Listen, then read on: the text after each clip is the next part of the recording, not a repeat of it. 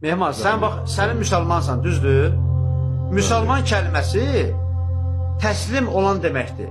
Sən kimə təslim olmusan? Allaha və onun Peyğəmbərinə. Elədir yoxsa yox? Mən Allaha təslim olmuşam, Peyğəmbərinə yox. Biz şəhadət getirir. Əşhədü ən la ilahə illallah və əşhədü enne Muhammedən Rasulullah. Əşhədü ənnə əmirəl müminin Əliyyən Vəliyullah. O sonra əlavə olunub da, kəlmə-i şəhadəti bilirsən? Əşhədü ənnə ilahə illallah, əşhədü ənnə Muhammedən Rasulullah, əşhədü ənnə əmirəl müminin Əliyyən Vəliyullah. Yaxşı, sən indi burada neçə şeyə şəhadət verdin? 3 şeyə. Bəli. Sən orada deyirsən ki, kəlmə-i şəhadət. Kəlmə-i şəhadət nə deməkdir? Kəlmə-i sözü var ha, kəlmə-i. 2 kəlmə deməkdir. 2 cümlə. Hə, 2 cümlə Məsələn, demək. 3 cümləyə şəhadət verirsən. Bu nətər olur? Nətər olur? Olur da, demək olur da. Ha? Bax, biz müsəlmanıq da, hədəfimiz Peyğəmbərə tabi olmaqdır. Allahın yolunu gedməkdir. Bəli, Allaha tabi olmam, mən Peyğəmbərə tabi Qayda- olmam. O şiə əqidəsini ittiham eləyə bilməzsiniz. Övliyadır, getmişəm onun qəbrinin üstünə. Orada əlimi açıb Allaha dua eləyib Allahdan nə isə istəyirəmsə, onda məni ittiham eləyə bilməzsən. Lakin Peyğəmbər sallallahu aleyhi və səlləm müəyyən bir insanların qəbrini ziyarət edib, gedib orada Allaha dua eləməyi bizə öyrətməyib. Yəni, hər hansı ölmüş hörmətli bir insanın qəbrini ziyarətgaha çevirməkdən gedir söhbət.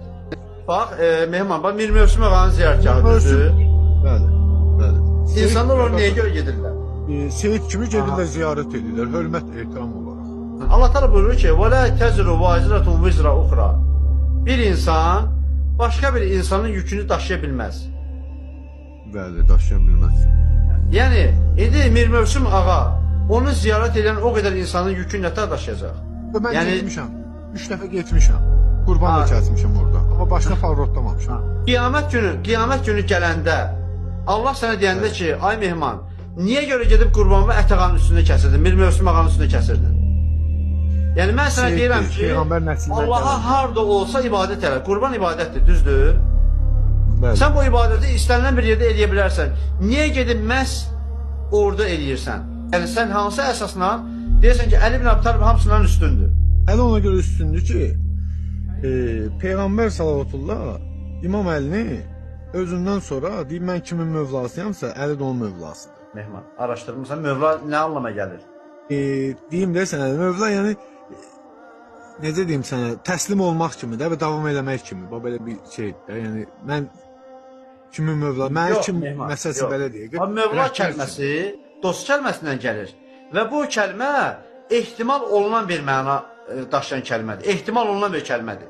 Peyğəmbər sallallahu aleyhi və səlləm Əli ibn Əbi Talibi imam təyin eləyəndə və ya xəlifə təyin eləyəndə ehtimal olunan sözlə danışmalıydı, yoxsa açıq mənalı bir sözlə? Niyə açıq mənalı deyərdi? Kiminsə şübhə yeri qalmasın. Niyə görə Peyğəmbərimiz Mövla kəlməsini işlətdi? Əgər Əli ibn Əbi Talibi imam təyin edirsə və ya xəlifə təyin eləyirdisə, niyə görə açıq söz işlətmədi? Niyə görə demədi ki, məndən sonra xəlifə Əlidir? Sizin başçımız, sizin rəhbərimiz Əli ibn Əbi Talibdir. Belə sözlə deməlidir əslində ki, bir şübhəyə yer qalmasın. Yəqin ki, Peyğəmbərin nəsə bildiyi varmış, şeir deyib də. Deməli, bildiyi bilirsiniz nədir? Bəli. Bildiyi odur ki, bu mənada deməyib Peyğəmbər o sözü.